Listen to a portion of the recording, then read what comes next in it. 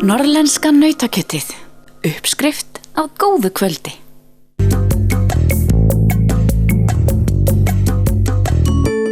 AK Extreme er snjóbrautahátíð sem búin að stækka alveg rosalega. Hún var fyrsta hátíðin var haldin 2002. Held ég við einhvern veginn alltaf einhverjar nýjar tölur það frá strákunum hvað hafi verið fyrsta hátíðin. En það var 2002 og síðan hvort það hafi verið pása 2005-06 og síðan byrjaði þetta aftur 2011. Okay. Og ég kem inn í þetta batteri þá. Hvað var til þess að þú komst inn í þetta? Ég byrjaði, Siggi frændi sem er einn af stofnendum AKX, hann er stóri frændi minn og ég eitthvað svona nöldri að fá að koma norður og vera með stóra frænda, skilur. Og ég var settur í alls konar smíðavinnu, að smíða í Big Jumpinu og síðan kom eiginlega bara í ljós að ég get ekki smíða neitt og er rosalega lítið handlaginn maður og með mjög litlar hendur og þetta var einhvern veginn allt í volli og þá fór ég að hjálpa Agli Tómasinni sem hefur verið, ég held að hann hafi unnið á öllum tónlistarfestivölum bara sem hafa verið til á Íslandi og er búin að vera svona hægri hönd hans og við erum búin að vera að vinna saman í tónleikadagskránni af AKX og svona social media bloggi. Á hverju eigum við von á AKX núna? Bara, alltaf sömu geðveikinni einhvern veginn og er ár eftir ár og þetta er alltaf að stækka. Þó svo ég efist að við förum að fara með gámana hærra upp. Ég held að við séum búin að maxa það allavega í bili, þá er alltaf að stækka umgjörðin og þetta er alltaf að vera flottar og flottara. Stöð 2 Sport sáum útsendingunni í fyrra og með því eru alls konar auka hlutir að koma inn varðandi útsendinguna til þess að hækka standardinn og já, þetta er bara, tónleikadagsskráin, við vorum alltaf að græna hattinum, sprengdum hann utan á okkur, fórum á sjallan, sprengdum sjallan utan á okkur þannig að fengum græna hattinn samhliða sjallanum. En við erum nokkuð vissir að þetta sé seinasta árið sem sjallinn verður í gangi, þannig að við getum ekki farið aftur bara á græna, þannig að við þurfum að stekka við okkur og við erum með svakaleg plön. Mér getur reyndar ekki alveg sagt þér frá núna, en næsta ár verður svakalegt. Ok. Þegar kemur á partíhliðinni. En talandi hvernig gengur þér sem föður að samtvinna þessa partíhlið og pappahliðina? Það er bara, ég hef aldrei heyrt partípappa. Þeir eru líka til. Nei, auðvitað er kannski, maður ekki alveg jafn kærulaus og maður var, en það að það er engin uppeyja að eignast barn.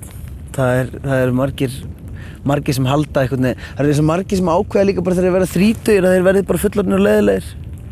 Og við þekkjum þessa típu sem einhvern veginn svona, nú er ég fullorðinn, ég get ekki legið þessu lengur, eitthvað svona.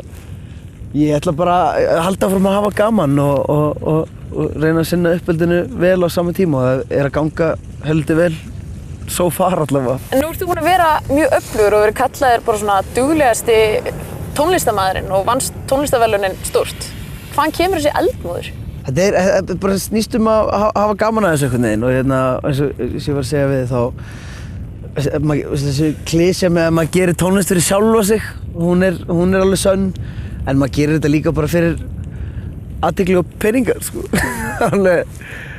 maður ætlar ekki að draga aftur því. Ég kom inn á þann stað og hún kom þokkalega mikið í gegnum ströggl. Það var alveg í mörg ár sem maður var bara að fá borgað í bjórum eða fekk ekki borgað eða var að biðja að fá að spila einhvers staðar til þess að komast loksins á þann stað þar sem maður er í dag. Og ég er bara einn af fáum heppnum og þetta heitir ekkert heppni, þetta heitir að vera aktífur. Og þess vegna þoli ég ekki þegar það er ofta eitthvað svona þú ert svo heppinn með þetta. Þetta er alveg svona 100% vinna bak við þetta. Ekki segja að ég sé heppinn, það heitir að vera aktífur. Sjáðu mig, ég er aktífur kringum herr með krákur og klappstýrur. Viltu þrætum tónlist, tala hver er bestur, svo sorry. Segðu mér meira frá AKX, hverju erum við að fara að sjá á sjallanum? Hverju ertu ekki að fara að sjá á sjallanum? Þetta er eiginlega smá sturlun hvað við erum með gott line-up. Við erum með Aron Kahn, Sturla Atlas, GKR, MC Gauta, Úlf, Cyber, Hildi, KAK, Alexander Jarl, 666, Egill Birgisson.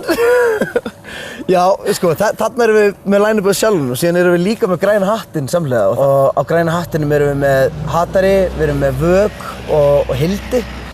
En fyrir hverja er Aquax? Er þetta bara fyrir svona snjóbrettahausa? Nei, þetta kannski alveg í grunninn þegar fyrstu hátíðirnar voru, þá var þetta mögulega hugsað sem eitthvað fyrir snjóbrettahausa. En út af þessu elementi sem við erum með, að Eimskip skámastökki og jibbið sé bæði í bænum, þá ertu í raun og veru komin bara rosalega aðgengilegan event fyrir alla og það hafa allir gaman að sjá strákana og stelpunar, því miður reyndar engin stelpa með okkur í ár og strákana stökkva í ár og þetta er svo klikkað sjónarspil og þú ert með eitthvað fyrir alla, þú ert með þessar keppnir, þú ert með partí, bara þeir sem hata snjó þurfa ekkert, þeir geta bara farið í bíl bara alveg upp á Sjallanum og græna hattinum og farið bara í partí, sko. Og síðan erum við líka að byrja með núna, skemmtilegt í ár, við erum reynda bara með föstudaginn en vonandi stækkar þetta með árinu sem líða. Við ætlum að vera með off-venue sem er þá opnir eventar eins og Airwaves er með, opnir eventar fyrir alla aldurshópa. Því að það er líka skemmtilegt fyrir fjölskyldufólk að geta komið að degi til og séð einhver ögt.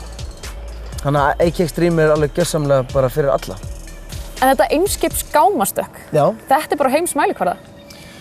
Já, þetta er orðið það og við finnum einmitt fyrir mikill athygli frá erlendum miðlum og alveg svona stórum snjóbrettamiðlum varðandi umgjörðina á hátíðinni en hún er hrárri heldur en keppni sem sér annar staðar. Þetta er alveg svona sér íslenskar reglur sem kannski myndi ekkert vera leyfðar hvar sem er í heiminum. En við erum samt búin að hækka öryggisstaðlana helling og það er til dæmis hjálmaskylda og snjósleðan eru að stökkva, eru með öryggisbúnaði sem slekkur á sleðunum ef það er missa stjórnaðum og alls konar svona hluti. Og það getur hver sem er komið á þennan viðburð? Það getur hver sem er komið og horft á viðburðinn. Þetta er líka í beinni útsendingu á Stöð 2 Sport og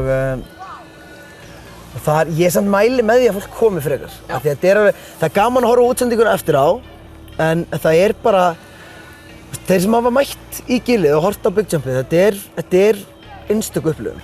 Hvar er hægt að nálgast miða á Sjallan og græna? Það er hægt að nálgast miða á miði.is á báða eventina. Það er hægt að kaupa miða í Eymundsson. Síðan er hægt að kaupa miða í Hurð en ég mæli ekki með því að því á föstudeginum fyrir þá seldum við upp á Sjallan. Þannig að þetta er alltaf og þá byrjar maður að fá símtölum bara please ég skal kaupa miða 10.000 en það er bara, sorry, það er bara þarf að kaupa miða fyrir fram eða treysta á einhvers konar lotto á heppni. Herru, þegar við fórum að renna okkur? Já, ég til það.